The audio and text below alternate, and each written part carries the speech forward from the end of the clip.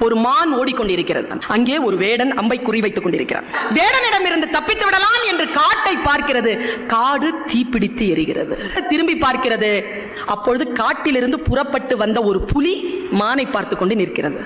இந்த பக்கம் போகலாம் என்று இடது பக்கம் திரும்பினால வானத்தில் இருந்து பேர் இடி கேட்கிறது. காலெல்லாம் நடுங்க யோசிக்கிறது. அதனால் அடுத்த அடி எடுத்து வைக்க முடியவில்லை. காரணம், அது பிரசவ வலியில் இருக்கிறது. குட்டியை ஈனுவதில் தன்னுடைய கவனத்தை செலுத்துகிறது. அந்த சூழலை வேடன் பார்க்கிறார். அங்கே ஒரு புலி நிற்கிறது. இந்த பிரசவ வாடைக்கு புலி வந்துவிடக் கூடாதே என்று மனம் ஏதோ ஒன்று செய்ய தன் அம்பை சரியாக புலியிடத்தில் திருப்புகிறான் வேடன்.